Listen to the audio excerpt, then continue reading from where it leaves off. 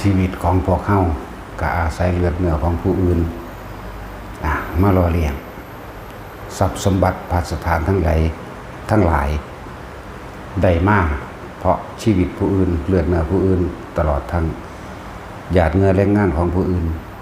แต่พวกเฮาสิสำคัญขอความนี้เป็นจังใดเด้อสิสำคัญขอความนี้เป็นไฉน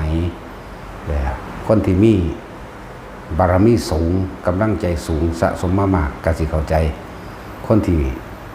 บ่ทันได้มีบารมีสูงสะสมมาบ่ทันได้สมควรก็บ่เข้าใจคนที่มีบารมีต่ำถ้าบ่หาอยู่หากินสิได้กินบอกเดี๋ยวบอกไปแนวนี้ปัฏฐปรมะอย่างหนึ่งอันนี้บ่ต้องเอามาเว้านำส่วนที่ใครควรแล้วใครควรอีกเรียกว่านัยยะอาศัยการไข้ควรและพิจารณาบ่อยๆพวกนี้สิเข้าใจเพราะเจ้าของทรัพย์ทั้งหมดบ่ว่าจะเป็นข้าทาสบริวารบ่ว่าจะเป็นเลือกสวนไร่นาและกิจการต่างๆคนที่เป็นเจ้าของย่อมได้รับผลของกรรมนั้นๆโดยเฉพาะลำพังแต่ตัวเองเพียงผู้เดียวใจว่าล่ะ เศรษฐีอย่างเช่นพระมหากัสสปะหรือปิภริมานพ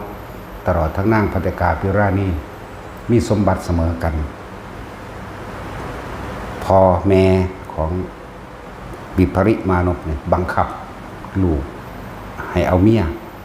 เพื่อให้ได้ลูกเลยหลานมาสืบสกุลแล้วก็สืบทอดต่อสมบัติ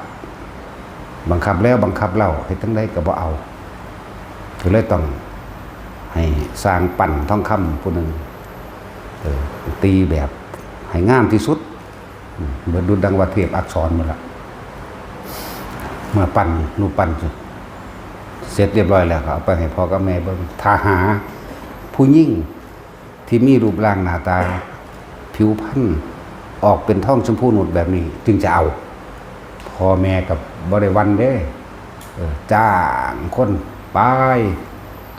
หาไปทั่วบ้านทั่วเมืองธรรมดาบอกอะไรในเมื่อนึงกับของคนเขาเจ้าเป็นทำบุญมานำกันเนาะเรียกว่าบุพเพสันนิวาส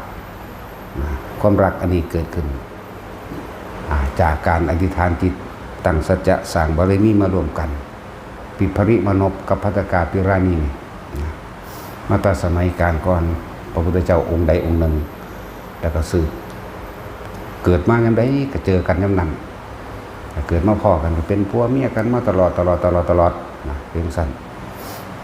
จนพระมหาศาสตร์สุดท้ายนี่นะบารมีเพิ่นกะเรียกว่าเลยแล้วบ่หาแต่ว่าเต็มว่าเลยซะพอถ้าพระกัสสปะบ่หักใจกลับมาเป็นสาวกก็จะเป็นพระปัจเจกพุทธเจ้าองค์หนึ่งก็จะว่าหลักนั่นแหละเลยแล้วทรัพย์สมบัติต่างๆก็180 โกฏทั้งนั่งภัตติกาก็180 โกฏเหมือนกันในเมื่อนั้นจึงเอาหุ่นน่ะที่ให้ข้าทาสบริวารพวกพราหมณ์ทั้งหลายออกตามหาว่าหญิงคนนี้ไอ้ที่ปั้นเป็นรูปทองคำนั่นน่ะถ้าเห็นพบเจอตัวแล้วหมายถึงพบเจอแล้วก็ตลอดทั้งทองคำ8 กองเงิน8 กองและเครื่องประดับประดาเพชรนิลจินดาต่างๆอีกอย่างละ8ตลอดทั้งรูปปั้นทองคำเท่าตัวคนยกให้เป็นของหมันซะก่อนเข้าใจว่าล่ะไล่ไปจนหอดเมืองยังละเมืองสาครครนี่ยังนี่แหละอย่างละเมืองสาคระหรือสาครครนี่แหละสาครนครสมัยตะกี้เอิ่นว่าสาครนครต่อมาจะเป็นสาครครต่อมาจะเป็นสกลนครเรียกว่าแหละสาครนครเมืองนั้นนะเป็นเมืองของพระนางภัตติกาภิราณีไปเรื่อยๆของพระกัสสปะอยู่อีกเมืองหนึ่งเด้อยู่อีกเมืองหนึ่งประเทศหนึ่งนั่นแหละไปเห็นแล้วเขาพวกนั้นเขาเมื่อยเขาพักผ่อนลงไปอาบน้ำอาบในล้างหน้าล้างตาก็เลยเอาลูกปั้นไปริมสระไปริมห้วยคนใส่ของนั่งภัตติกานั่นไม่เห็นไปแล้ว โอ้ยแม่หญิงออกมายืนยังตากแดดอยู่นี่เด้เลยเอามือไปตบก้นจับเบิ่งเอามันบ่แม่นตัวนี้พอดีพวกกันในพวกข้ามทั้งหลายเขาหาอยู่นั่นแสดงว่ามีคนแบบนี้เด้เลยเฝ้ามาถามเห็นบ่ล่ะแสดงว่าเจ้านายเจ้าผู้เป็นธิดาในบ้านเมืองนี้มีแบบนี้บ่โอ้ยมีแบบนี้แล้วผิวพรรณเป็นจังไดผิวพรรณก็ออกสีชมพูอมทองหัวเด้นะเหมือนกับทองชมพูนุชอย่างนั้นล่ะพระเจ้าอยากรู้จักว่ามันเป็นสีแนวใดวะนั่นเบิ่งภาพพระพุทธเจ้าเป็นแบบนั้นแหละนั่นแต่เฮาเบิ่งไกลๆเฮาสิเห็นได้ว่ามันเป็นแบบออกสีชมพูนะอมเนื้อนั่นแหละเป็นจังซั่นพระพุทธเจ้าเป็นจังซั่นแหละองค์จริงก็เป็นจังซั่นแหละที่จริงเพิ่นก็บ่ได้มีผมเด้ เป็นแบบภิกษุเฮาโกนหัวเนี่ยแต่ว่าเพิ่นโกนทีเดียวผมเพิ่นก็ม้วนลงหมุนลงน่ะนิดๆหน่อยๆหมุนลงแบบก้นหอยนั่นแหละเป็นลักษณะนั้นโอ้ยตั้ง900,000เส้นเนาะเฮาสิเฮ็ดละเอียดได้ปานนั้นบ่เนาะเป็นผมเพิ่นมีตั้ง900,000เนาะพวกเฮาก็สิจักถึงบ่ถึงดอกของเฮานี่คือบ่ถึงแล้วเลยเคิงแล้ว พวกเฮามันเป็นล้านแล้วเงินล้านอะไรในสุดท้ายแล้วก็ต้องเห็นแล้วก็ยกรูปปั้นทองคำนี่กับทรัพย์สมบัติทั้งหลายที่ขนไปเป็นของมันไว้พ่อแม่ติดต่อกันแต่สองพระองค์นี่เขียนจดหมายติดต่อกันได้ว่าสิบ่เอาบ่ปรารถนาขออยู่น้ำพ่อน้ำแม่ตายแล้วสิออกบวชนี้ไปนี่มัน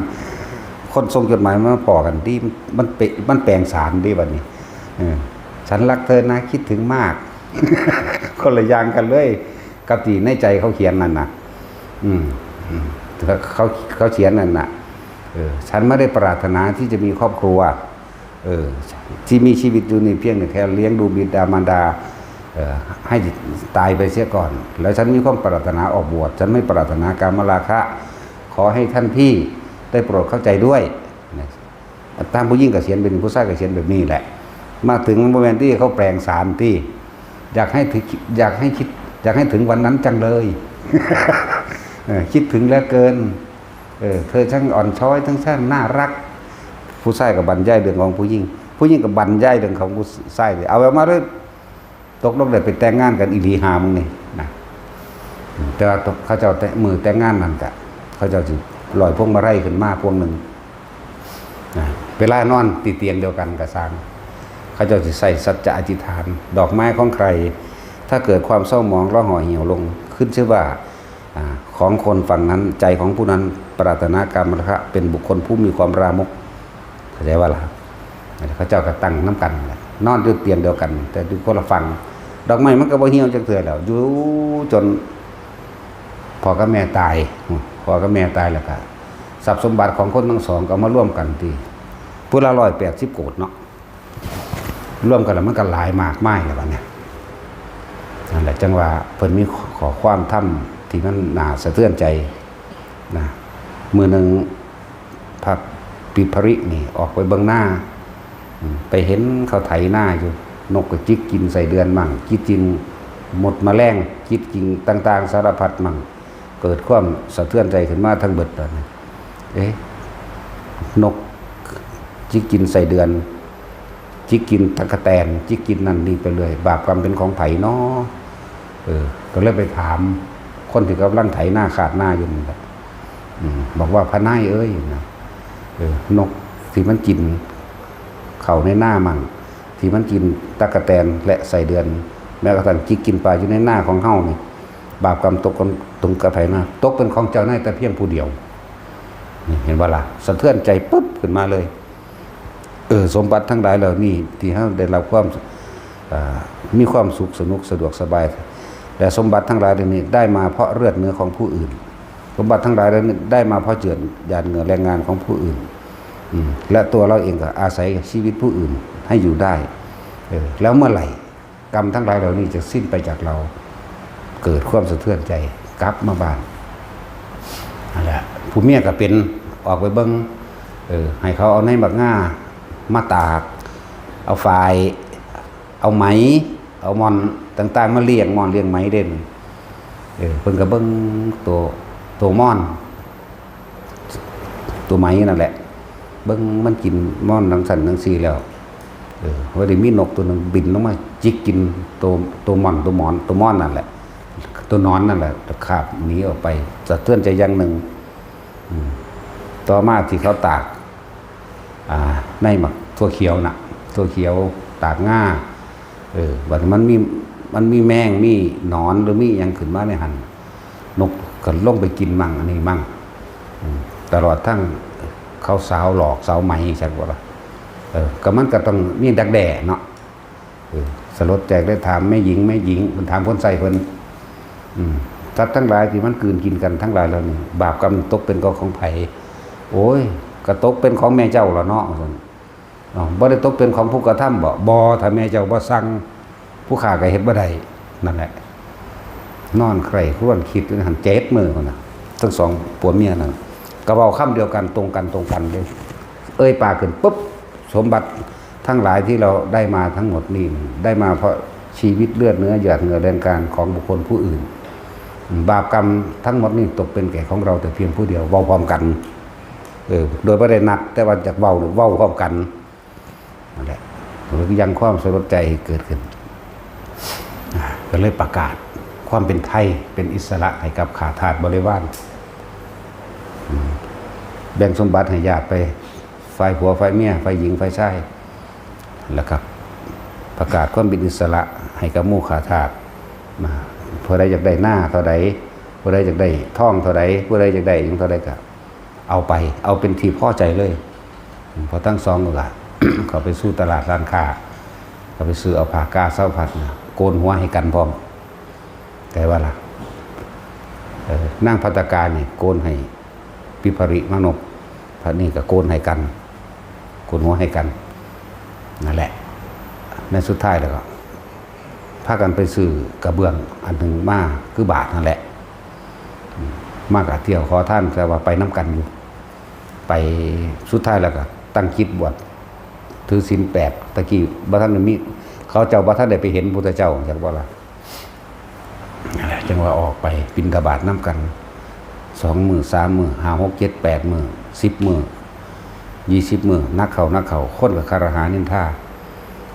ไหนบอกว่าเป็นผู้สันโดษไหนบอกว่าเป็นผู้ปราศจากราคะตลอดทั้งเป็นผู้บ่ปรารถนาความร่ำรวยไหนบอกว่าสิออกหาพินิจ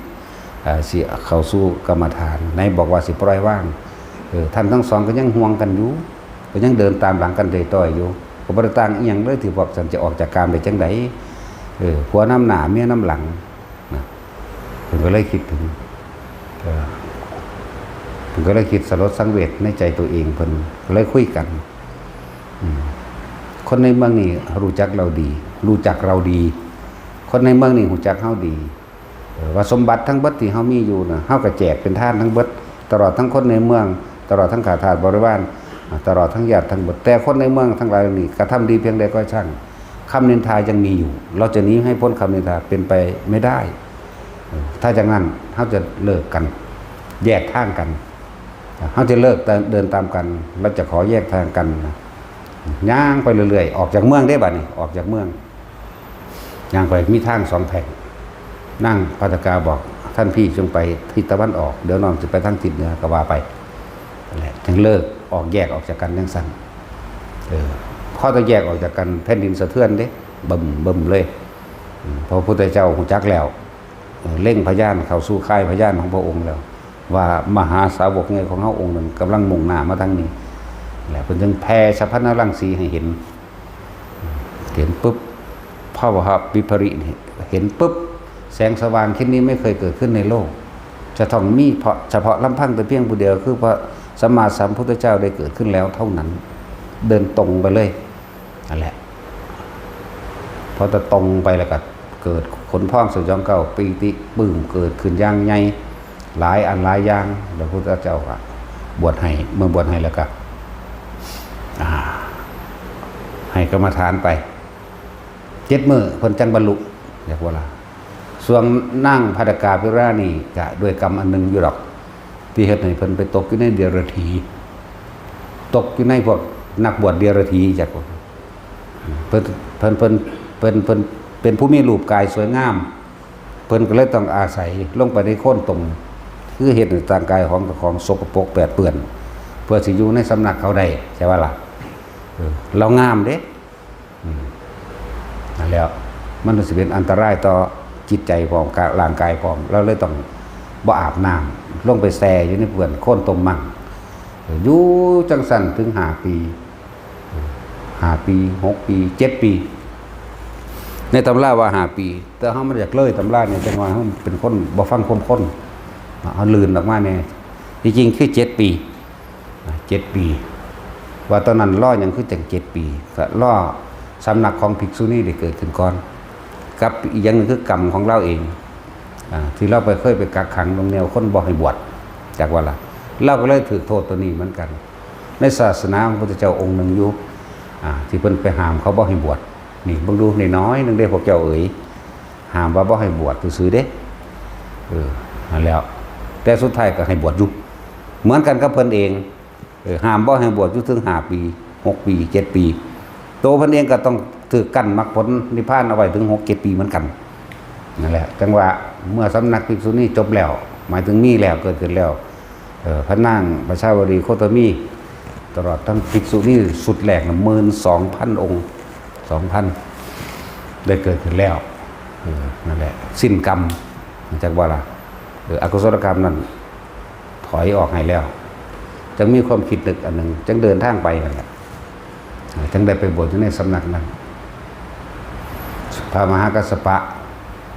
7 มื้อจังบรรลุได้ว่าล่ะพระนางปฏิการแต่ที่ร่วมทั้ง7 ปีนะครับ14 มื้อจังบรรลุเหมือนกัน14 มื้ออันนี้เพราะเขาเจ้าเป็นผู้มีปัญญาบ่ได้บรรลุง่ายปานใดดอกเหมือนคนมีปัญญาเพราะว่าต้องแก้ขออัดขอถ้ำต้องแก้ต้องมีปฏิภาณไว้ผิดก็เลยต้องละเอียดละออในการบรรลุอยู่บ่ได้สุกเอาเผากินกูรีบรรลุเลยแบบพระอรหันต์ทั่วไปนะบ่ได้มีพิเศษคือพวกนั้นเขาเจ้าฟังทีเดียวบรรลุโลดแท้ว่าล่ะพวกพิเศษเนี่ยบรรลุยากอยู่เด้คือภาษาลีบุตรจังซี่14 มื้อได้จังบรรลุเข้าใจบ่ล่ะพระโมคคัลลาก็7 มื้อจังบรรลุพระมหากัสสปะ7 มื้อจังบรรลุจังซี่นะจังซั่นล่ะมีความพิเศษอยู่จังว่าพวกเฮานั่นฟังแล้วน้อมมาใส่เจ้าของดีๆเด้อร่างกายนี้อาศัยชีวิตของผู้อื่นเป็นเครื่องอยู่เป็นเครื่องดำรงชีวิตอยู่เฮากินสัตว์แม่นบ่กินปูกินปลาบ่กินเป็ดกินไก่บ่กินงัวกินควายบ่เฮากินเนาะแล้วก็หลายๆอย่างในการใส่หยาดเหงื่อแรงงานกับแม่นของแต่ว่าเฮาสิใส่นี่เบิดยามใดฮึยามใดเฮาสิใส่นี่เบิดชีวิตที่เฮากินเข้าไปนี่จักโตกินกุ้งไปจักโตกินเป็ดไปจักโตกินไก่ไปจักโตกินปลากินกบกินเขียดกินหอยหอยแครงแมลงภู่ไปจักโตถ้าเฮาคิดว่าเฮาสิใส่เบิดนั่นเบิดเป็นอยู่บ่เอาเฉพาะชาตินี้มันก็นับบ่ได้หรอกแหมชาติอื่นๆอีกนับประมาณบ่ได้อย่าคิดได้ว่าหาก็เกิดเป็นแสนๆอสงไขยก็ยังหาหม่องจุดกำเนิดเจ้าของบ่ได้จักกูเกิดขึ้นต้นใดตอนใดเนาะหาไปเท่าใดก็บ่สุดหาได้อันเรื่องหาได้หาไปก็เห็นโหยมันบ่สุดเข้าใจว่าล่ะก็เลยต้องถอยขึ้นมาอยู่ปัจจุบันนั่นแหละจังว่า คือพวกว่าสิใส่กรรมจนเบิดจังสิเข้านิพพานเชิญบ่มีทางว่าการให้ผลของกรรมบ่แม่นให้แค่วันนี้วันพรุ่งนี้เดือนปีหน้าชาติหน้ากลับหน้าอสงไขยหน้าเบิดบ่เป็นเข้าใจบ่ล่ะมันสร้างใหม่ไปเรื่อยๆอยู่มั้ยแต่ของเก่ามันก็หลายคักแล้วบ่ล่ะของใหม่ก็มีอีกนี่พวกสอนหวกไปเท่าใดโตแล้วแม่นบ่ซั่นพวกสอนหวกหักขากบตีหัวกบเอาปลาเข็งปลาคอน้อยมาหมกปลาลูกคอกเท่าไหร่เนาะท่านร่วมกันนั่นแหละกับผัวกับเมียร่วมกันนั่นแหละครับลูกกับเต่าร่วมกันนั่นแหละครับหยาดสายโลหิตต่างๆเป็นตัวแหลกสามารถกันร่วมกันกับหมู่กับพวกออก แล้วคิดว่าเจ้าของสิใส่เบิดรักษานี่มันก็นับบ่ได้หรอบ่ล่ะเกี่ยวเข้าไปเจ็บตักแตนเด็ดขาไปแมงมันทั้งเทียกับโมมใส่ปากเนาะเก็บแมงครับแมงข้ามไว้ให้ลูกเล่นเมืองหูบ่ธรรมดาเด้อคิดเบิ่งคักๆหลายก็นั่นอีกวันนี้บางที่ก็ไปหาไข่แมงดามาย่ำกินเล่นเลยดิบๆโดยเฉพาะตาสินมากินโพดย่ำแตกเปาะๆนั่นนะเนาะแล้วก็เอาแม่มันมาเห็ดแก้วหอมๆเอาไว้เด้ตัวผู้เด้น่ะเฝ้าไข่มันจักว่าล่ะบ่แม่นแม่เด้ตัวแม่มันไข่เหล่านี้เด้พวกนี้เป็นจังซั่นเป็นกรรมของเขาจังซั่นตัวผู้เด้เฝ้าตัวน้อยๆดอกจังซั่นตัวแม่มันจังไงแมงดามีจักขาตาสินบ่เคยคิดจักเทื่อตะชีวิตนี่ว่าจักมีจักขาเนาะปูมีจักขาก็บ่รู้อีกเอาผู้เกิดก่อนเกี่ยวอีกก็ตะค้อนก็ได้เอาตะหูจักเนาะหูจักดอกอย่าบอกหูจักได้ถามไปเรื่อยๆฆ่าเบิดเด้เอาไปมาถามฮอดอันนี้กิ่งคือมีจักขาเด้นั่นแหละว่าเป็นตะปากนำเลยอย่าเว้านำเลยแต่ยักกิ่งผู้ใดเกิดเป็นกิ่งคือจังซี่อาจสิพ่อคุณเคยอีบูดก็เคยเกิดเป็นกิ่งคือแน่ขี้เข็บแม่งอดเป็นตะแนวแสบๆแล้วอีห่านี่ก็เลยจังเป็นใดเป็นงูเป็นหยังแปลงเสร็จละเกิดเป็นกิ่งคือเป็นบึ้งก็เป็นเด้บึ้งมีจักขากิ่งคือขี้เข็บแม่งอดงูโอ้เกิดเป็นตะแนวสั่นละอีอันนึงบัดนี้ที่บ่มันเฮาฆ่าสัตว์มากินนี่เฉพาะนั่นบ่แม่นแค่นี้เด้มดแดงมันกัดมันเจาะกองเข่ามันกบมันเจาะปิ้งกบเจาะปิ้งไก่เจาะปลาทูเจาะปิ้งปลาเนาะศูนย์ให้มันได้ไปเคาะใส่ไฟจวดอยู่บัดนี้เห็นบ่ล่ะพวกผู้หญิงนี่เฮ็ดหลายแนวนี่เห็นบ่ศูนย์ขึ้น1ข้าวสุกฟ้าวเอาอันน้ำฮ้อนๆด้วยก้นหม้อหนึ่งไปเทลาดใส่ในควายมดแดงเห็นบ่มันตายไปบางพวกก็เอาไปเคาะใส่สังกะสีห่อนๆมันตายเนาะบางพวกก็ใส่ตีนลูกน้ำพื้นปูนนั่นแหละตรวจตามันกระดอกกระเดี่ยแมงแท้คนเพิ่งมันศูนย์เนาะตายตอนไปนรกเลย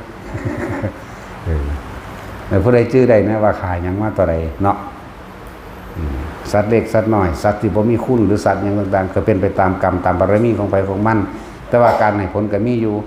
แล้วถ้าเฮาขาอยู่ขากินนั่นนี่หรือมีการเอาไปจังหันจังเพศนำแน่หรือแบ่งปันให้ท่านครับสมณะชีพามตลอดทั้งคนเดินทั้งไกลอย่างนำแน่กะทุเลาเบาบางลงมากรรมที่พวกเฮาได้รับแล้วก็สิ้นสุดไปในศาสตร์นั้นๆดังเช่นเฮาไปเหยียบไฟมั่งเฮาถือไฟสะเก็ดไฟฟงใส่เฮามั่งเวลาเฮาดังไฟหนึ่งเขาเนาะจุดโหจักดังบ่วะพวกว่ามีการศึกษานี่เนาะดังไฟแปลว่าจุดไฟหรือติดไฟทำอาหาร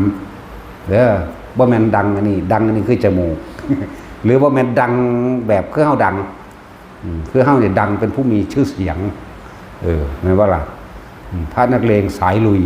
สายป่าเถื่อนโหดเลวแต่ดีเด้ เห็นว่าโหดเร็วดีนั่นสั่นละ เวลาเข้าไปติดไฟเป่าฟูฝงใส่น้ำแก้มน้ำหนาฝงใส่ตามแขนฝงใส่ตามขาบางที่ก็เหยียบบางที่ก็ยังห่อนๆที่มันลวกเขาเองนั่นก็ใส่ไปเรื่อยจังสั่นแหละแต่อันนี้สำหรับสัตว์เล็กสัตว์น้อยบันนี้คายยังเนี่ยสารพัดจักยุ่งจักหินจักหลายอย่างบ่มีผู้ใดจำได้ก็แล้วกันเนาะจำบ่ได้เด้ที่บอกมาทั้งเบิดนี่ทุกคนเมื่อมาพบแล้วพอแล้วเห็นแล้วดูแล้วเฮาเป็นนั่นคือว่าหักใจใช้มันเห็นบ่ตัดออกให้เบิดอดีตอนาคตตัดออกเหลือไว้เฉพาะปัจจุบันคิดว่าสิใช้สิ้นสุดง่ายอยู่บ่เฮาบางที่เว้าหลายอสงไขยขึ้นหลังก็ได้ เฮาไปฆ่าคนที่บ่มีความผิด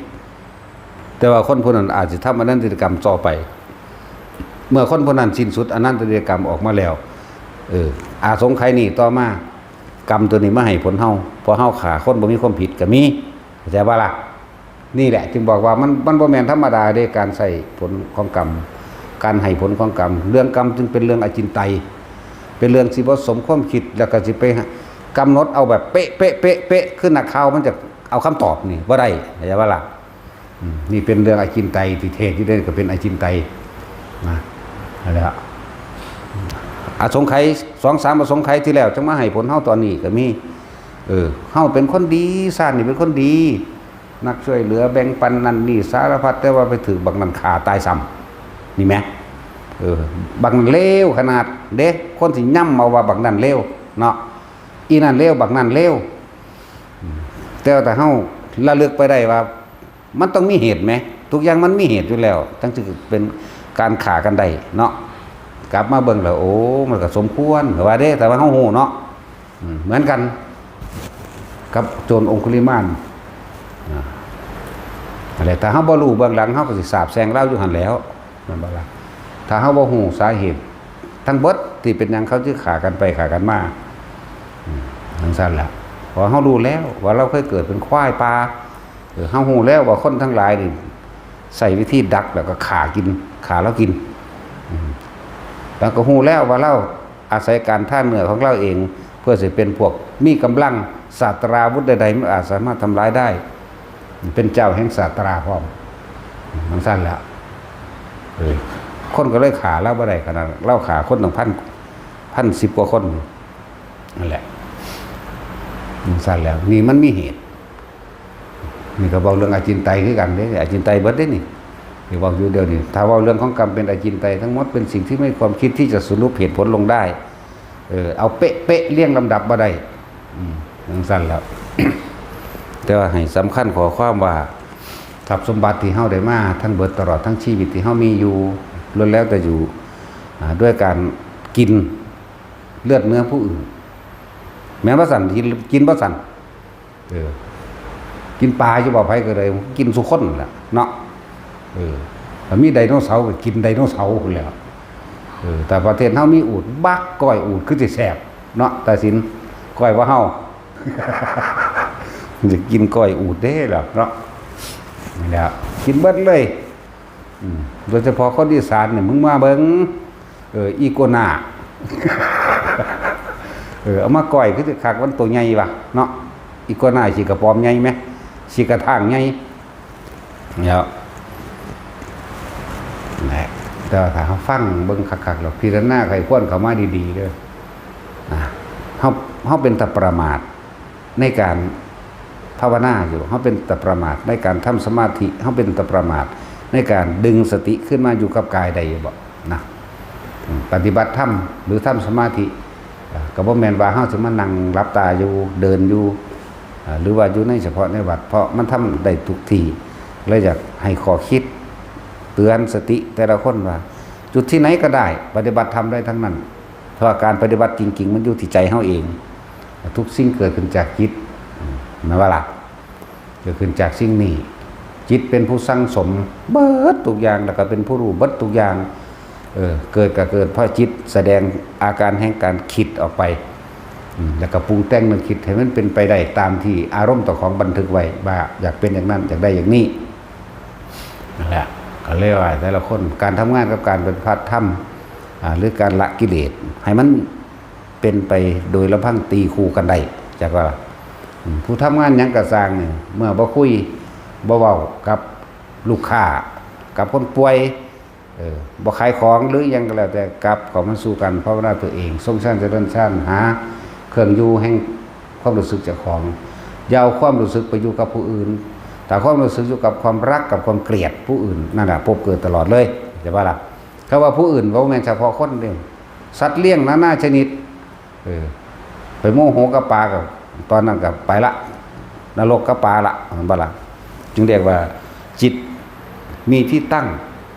จิตกับผู้รู้กับจิตแต่ไม่รู้ว่าจิตไปตั้งอยู่กับใคร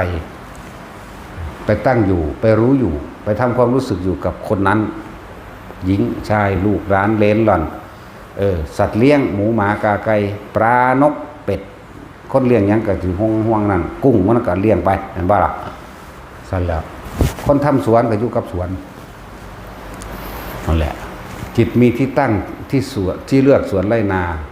ต้นยางต้นใดต้นหนึ่งหน้าเข่าบางใดบางหนึ่งมันไปละความรู้สึกที่อยู่กับสิ่งนั้นเลื่อนว่าจิตมีที่ตั้งห้ามบ่ให้มันฝึกตัวเองให้มันอยู่กับฐานที่ตั้งให้จิตก็คือกายเวทนาจิตธรรมเวทนาจิตกายก็คือเอากายนี่แหละเป็นฐานเลื่อนว่ากรรมฐานอาศัยคำว่าสติปัฏฐานสีนะมันลงมาอยู่ตรงนี้นะได้คิดถึงรถ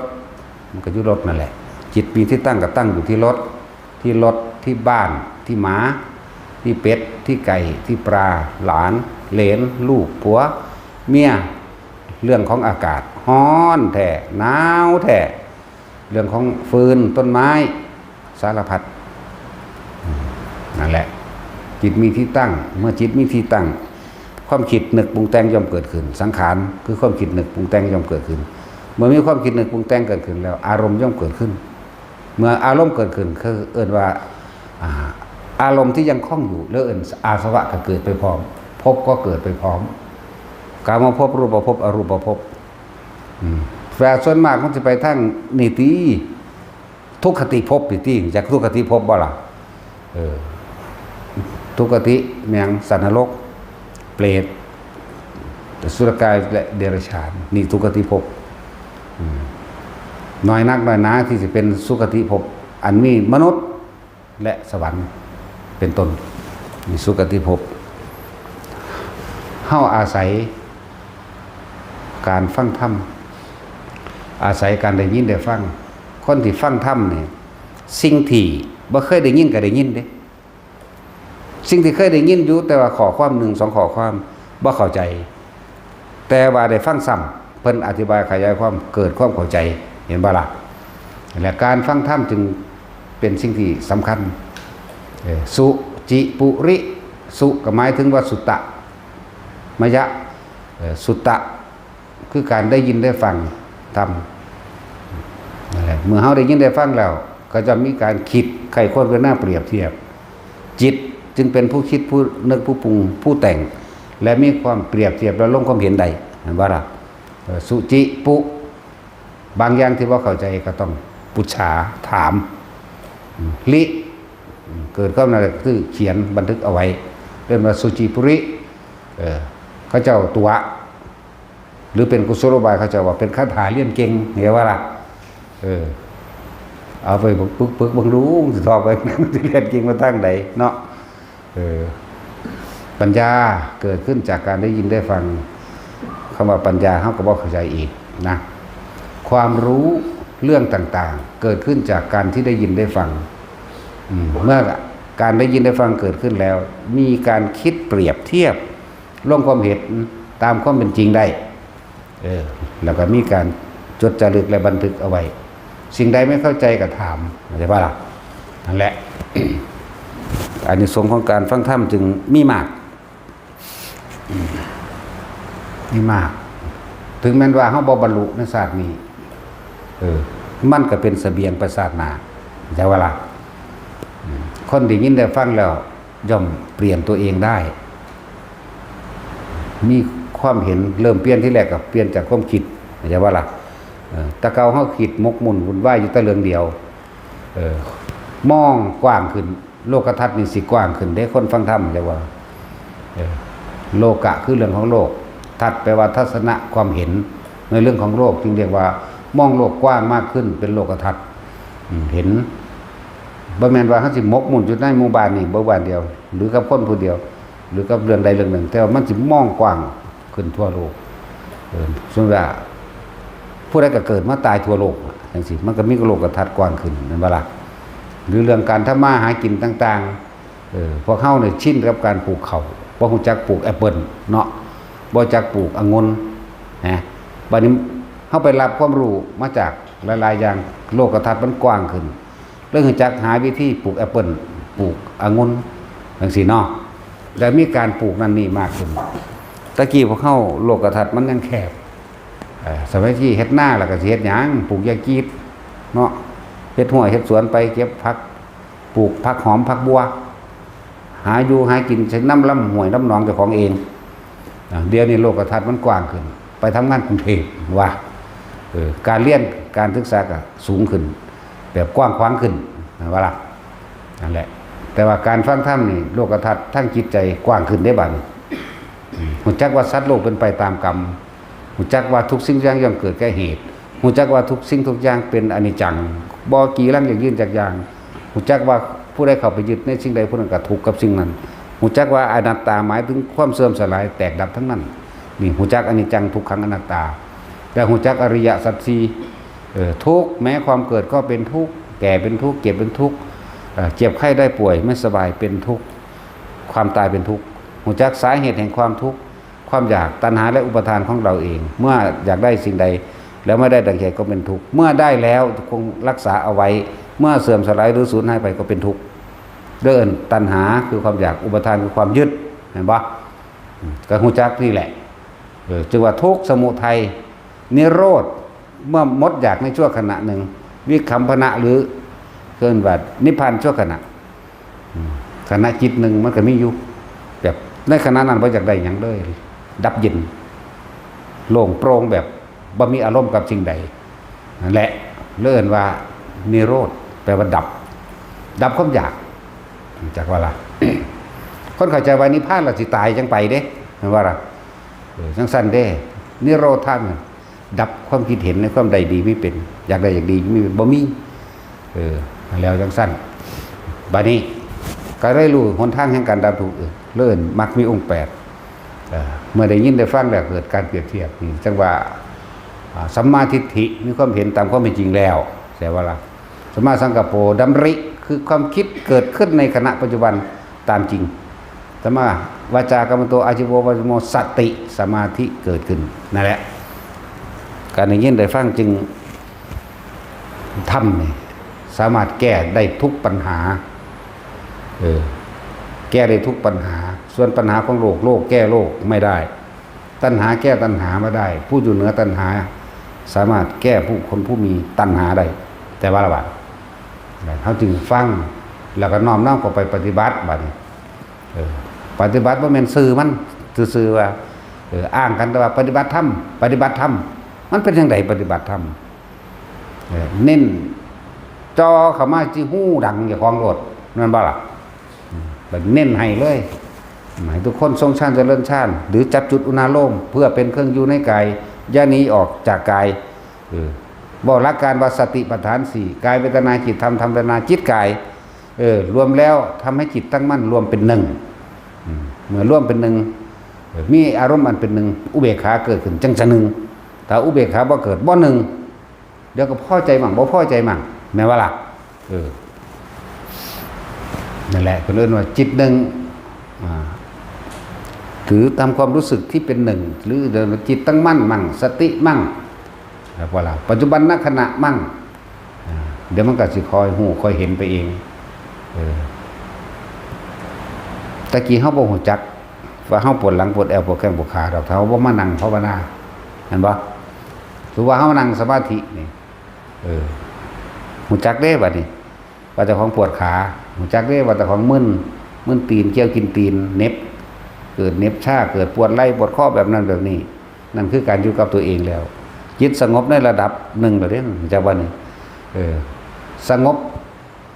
ส่วนมากเขาจะเอายอดมันดับปุ๊บบ่หมู่ไปเห็นหยังนิ่งว่างว่าเด้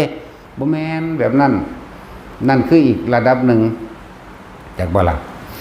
แต่เรียกชื่อของมันเขาเอิ้นหยังล่ะลืมชื่ออีกแล้วล่ะบ่ได้เว้าโดนหลาย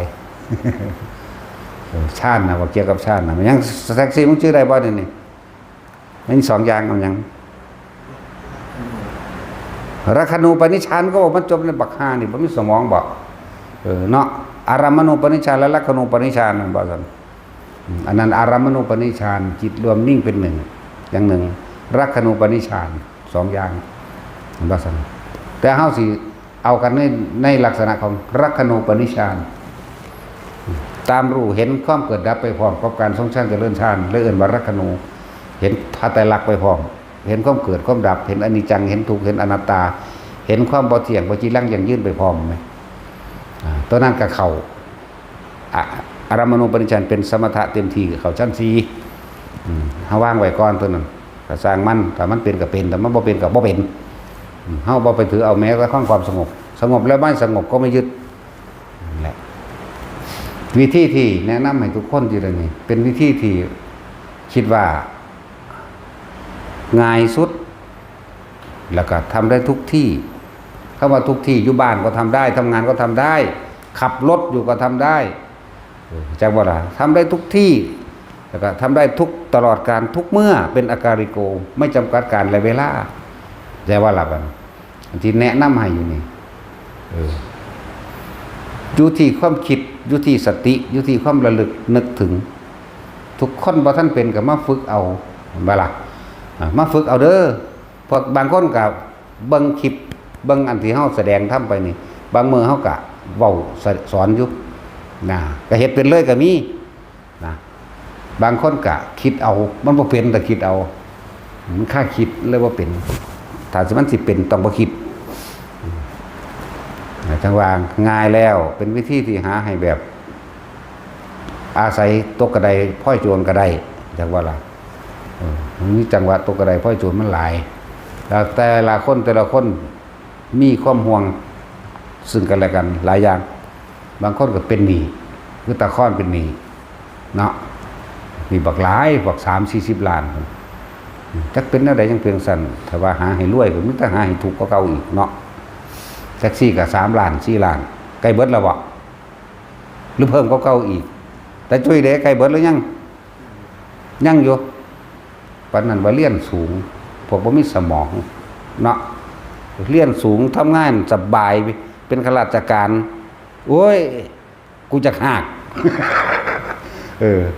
พ่อกับแม่เฮ็ดให้เฮ็ดหน้าบ่เป็นหนี้จักบาทเนาะจังซั่นแล้วต่างกันบ่ล่ะสูงนี่ทุกข์เพราะการเป็นหนี้เด้จังว่าล่ะผู้ไว้สุขเพราะความไม่มีหนี้เด้สบายกูสบะสว่างตัวพวกนี้สิ้นเดือนแล้วค่าบัตรอย่างการเกิดอย่างเป็นนะงวดรถก็มาแล้วอันนั้นอันนี้สารพัดเนาะเลี่ยนไปเท่าใดเป็นขยะเนาะสั่นเลยวิธีที่ง่ายแล้วความเป็นห่วงในผัวในเมียก็มีเป็นธรรมดาเป็นห่วงในลูกเต้าเราหลานเป็นห่วงในทรัพย์สินสมบัติต่างๆก็มีหลายแต่ว่าเฮาก็กระชากหรือว่าแย่งความคิดที่มันเป็นห่วงลูกเต้าเล่าหลานทรัพย์สมบัติภัสถานต่างๆแย่งมันมาแน่โดยการมาทำความรู้สึกตัวทั่วพร้อมณจิตหนึ่งทำจิตให้ตั้งมั่นอารมณ์ที่เป็นหนึ่งคือการทรงฌานเจริญฌาน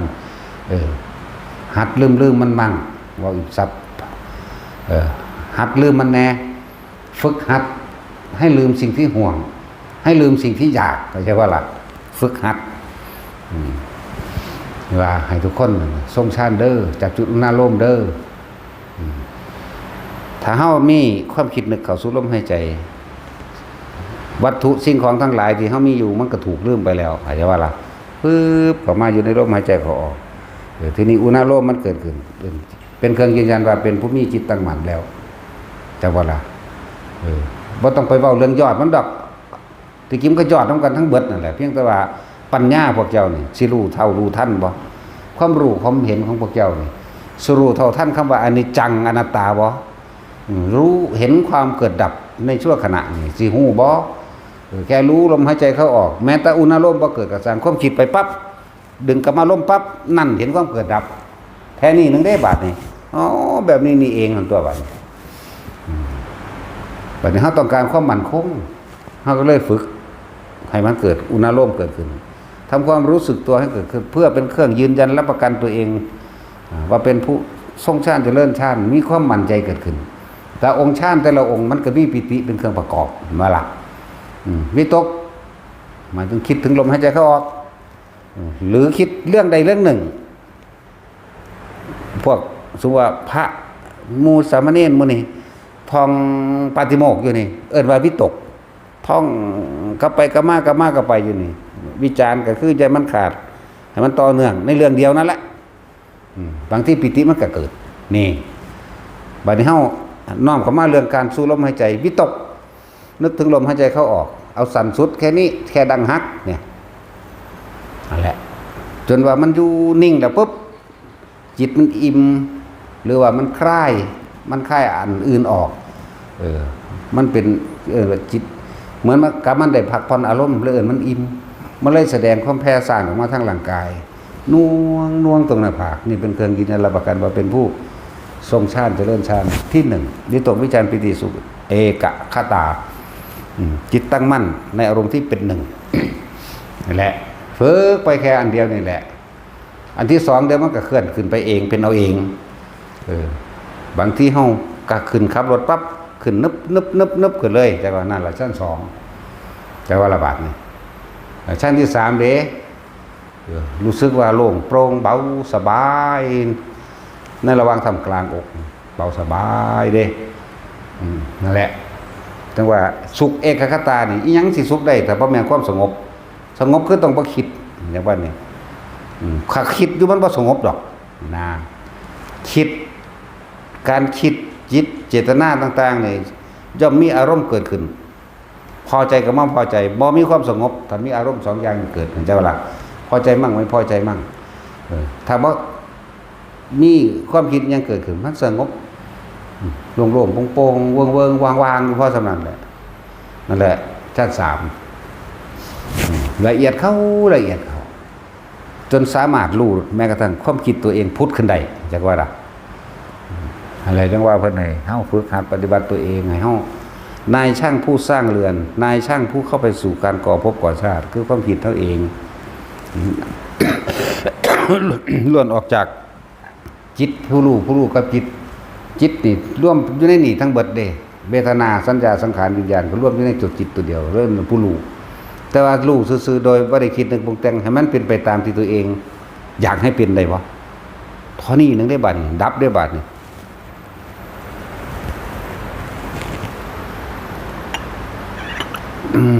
แสบอยู่เว้ยกินวะตาสิน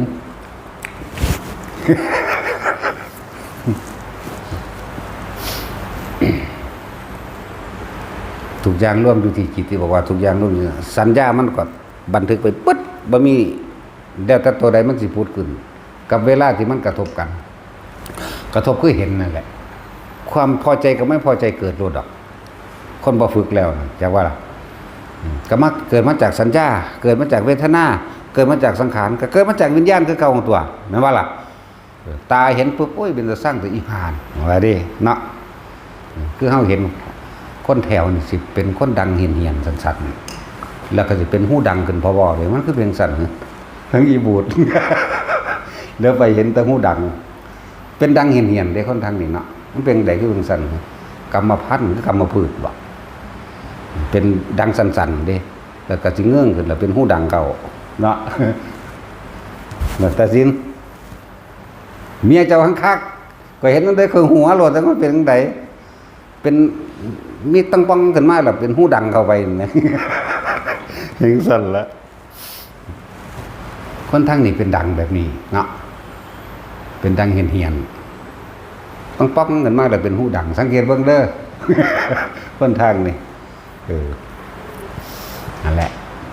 จักเป็นตาสร้างหรือบ่เป็นตาสร้างได้บ่นั่นถ้าเฮาปรุงแต่งแล้วมันสิมีอารมณ์สองพอใจกับบ่พอใจเนาะเป็นสั้นละ มันก็มาจากอะไรสัญญาเก่าๆสัญญาเวทนาสังขารวิญญาณรับรู้ความรู้สึกอยู่แล้วในพอใจหรือบ่พอใจจักว่าดอกเรื่องจิตรวมแล้วเป็นจิตรวมแล้วเป็นนามก็ว่าแต่บ่ละบาดเวทนาสัญญาสังขารวิญญาณนี่รวมแล้วเอิ้นว่าจิตก็ว่าเอิ้นว่าใจก็ว่าเอิ้นว่าความรู้สึกก็ว่าถ้าก็ว่านี่เขาสิเข้าใจบ่ว่ารวมแล้วก็คือสิ่งเดียวกันเนาะเวทนาสัญญาสังขารวิญญาณเวทนาก็คือความรู้สึกพอใจหรือบ่พอใจแม้กระทั่งอุเบกขาก็รวมอยู่ในเวทนาทั้งสามนี้สัญญาทั้งเบิดได้รูปรสกลิ่นเสียงก็รวมอยู่ในนี้สังขารความคิดปรุงแต่งทั้งเบิดก็รวมอยู่ในจากสิ่งนี้วิญญาณก็รับรู้ความรู้สึกรวมแล้วเป็นโตพอใจกับบ่พอใจนี่มาตัดตัวนี้บัดนี้ เลื่อนจิตมั่งเลื่อนใจมั่งเลื่อนยังก็ว่าไปนั่นแหละอย่างสั้น ป่านนี้ถ้ามันก็เต็มของมันอยู่แล้ว แต่เฮาฝึกให้มันนิ่งอย่างวันฝึกโดยการส่งชาติเจริญชาติของเฮาเองฝึกมันนิ่งอยู่มันบ่ปรุงแต่งไปตามสัญญาเวทนาก็บ่เกิดสังขารถูกหยุดเวทนาบ่เกิดเข้าใจว่านี่วิญญาณก็บ่เกิดทั้งตัวรวมอยู่นี่คือจิตนี่เนี่ยจิตรวมแล้วรวม4อย่างนี่แหละเป็นหนึ่งเดียวกันนี่เป็นตัวใจเป็นตัวจิตก็ว่า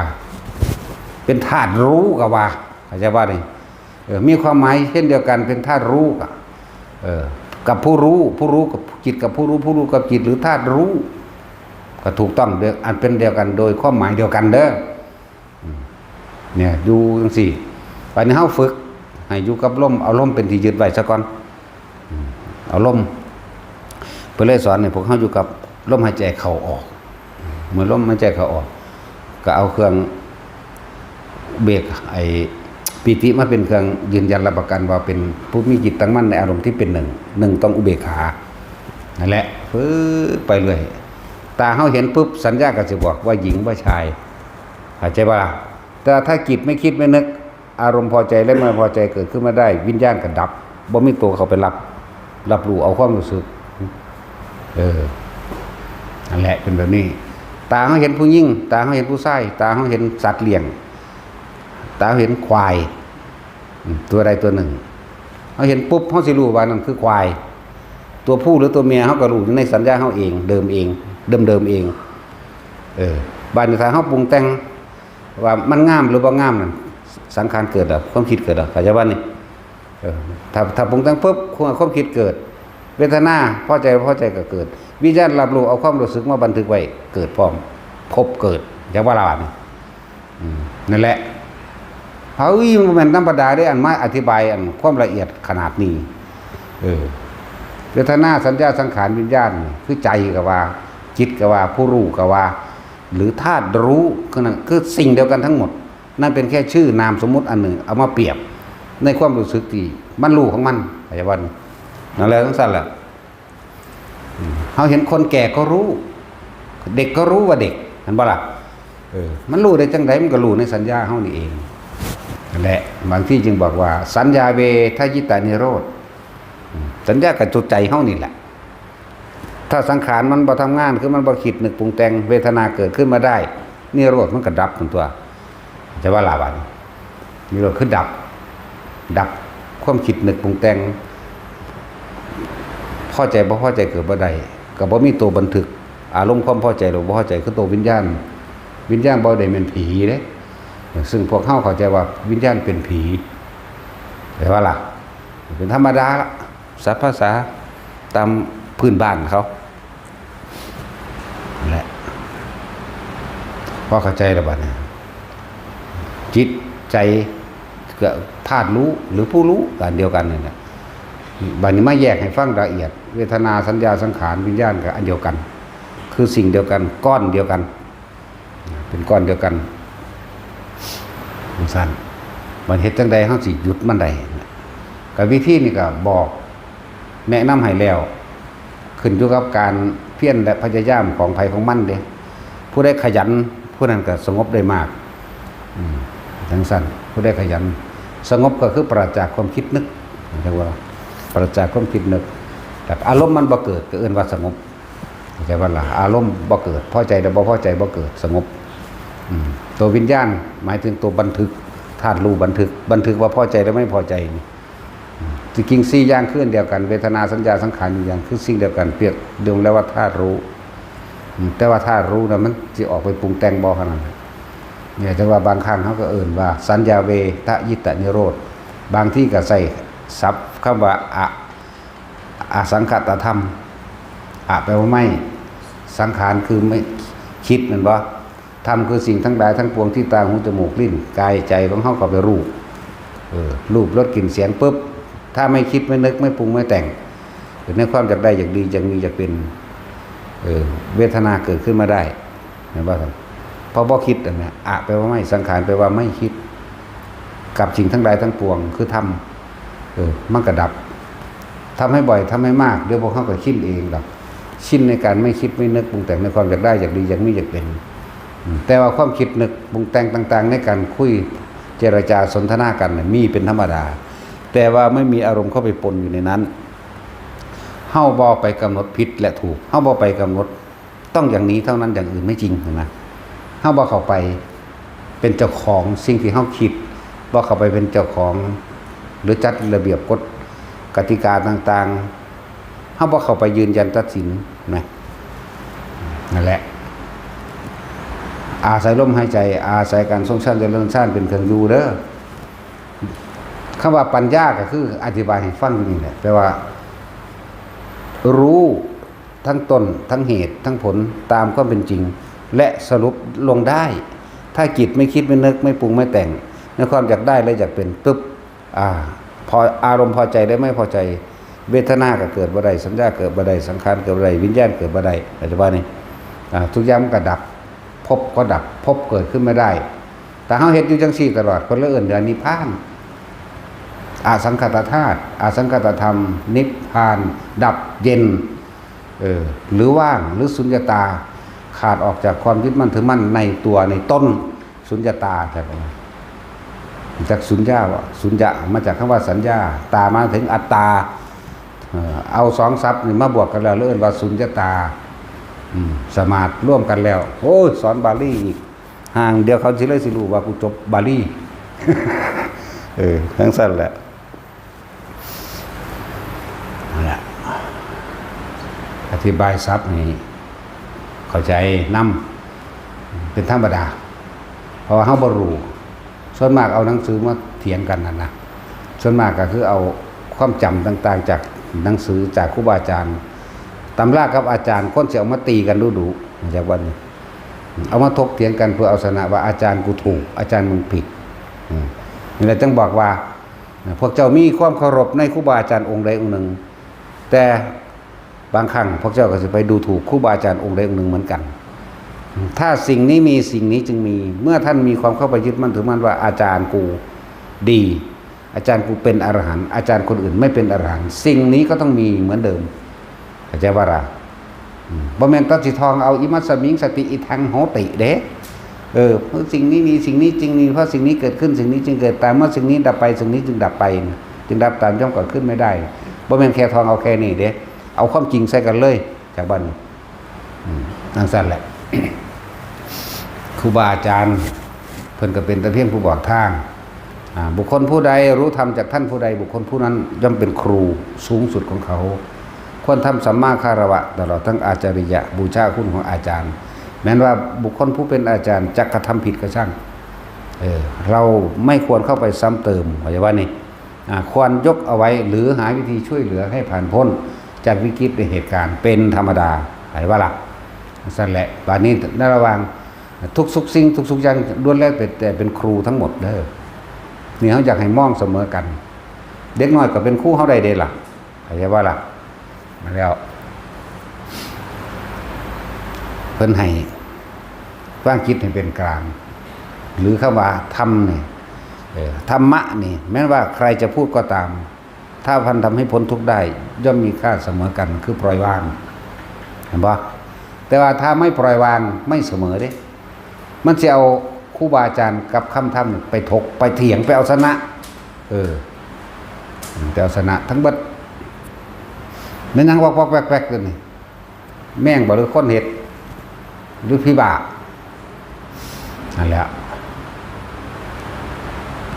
ว่าพวกเฮานั่นนะบ่ต้องเฮ็ดอีหยังไปมากมายกว่านี้ดอกแค่ลมหายใจมั่งอุณาลมมั่งเทศกลับไปกลับมาอยู่นี่แหละสิให้มันเด็ดขาดออกเลยทีเดียวกะเป็นของที่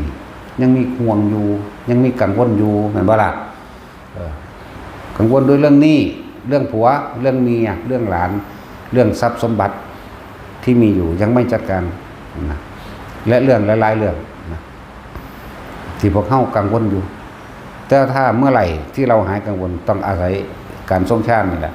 การอยู่กับจุดอุณาโลมมั่งการอยู่กับลมหายใจมั่งนี่นั่นแหละโลกมันสอนให้จดจำเข้าใจบ่เนี่ยที่เหนือถ้ำหรือถ้ำสอนให้ลืมผู้ใดอยากว่างจิตเป็นกลางใดมันก็ต้องลืมโลกแหละเนาะก็ ก็เฮ็ดให้มันลืมมั่งเป็นบางครั้งบางคราวแหน่แล้วมันจะคอยชินไปเองเนาะแหละผู้ใดเฮ็ดกับผู้นั้นได้บ่ได้แก่ผู้สอนเข้าใจว่าล่ะบ่ได้แก่พระพุทธเจ้าเด้แล้วมรรคผลนิพพานทั้งหลาย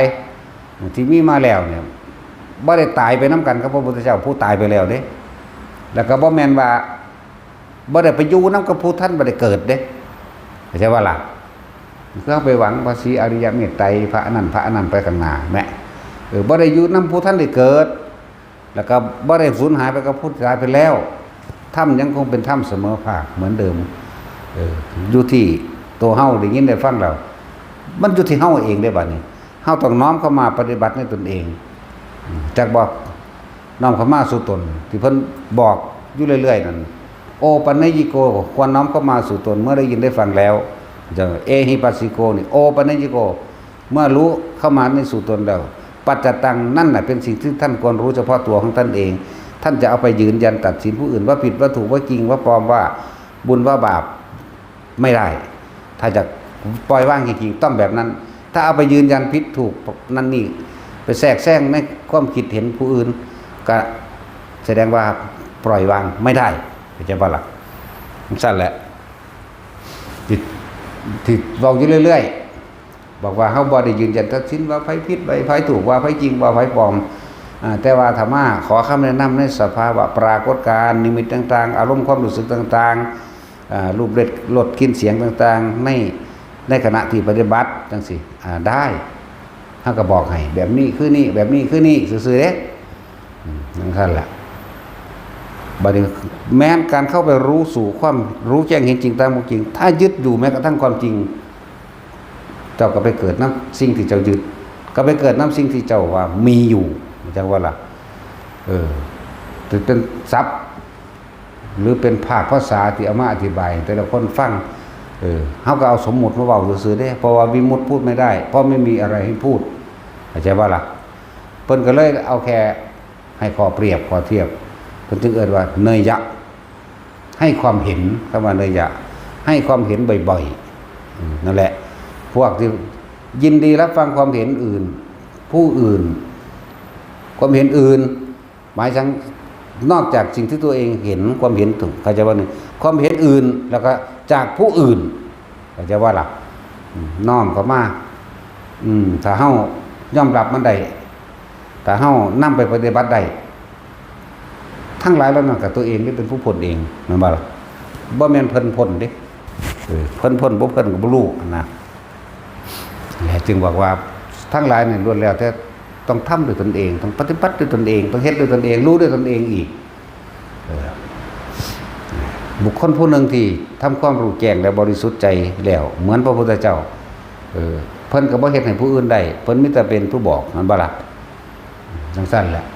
บุคคลผู้หนึ่งผู้มีความบาปอย่างมหันต์อนันตริกรรมจะเอาบาปและอนันตริกรรมให้บุคคลผู้อื่นก็ไม่ได้เหมือนกัน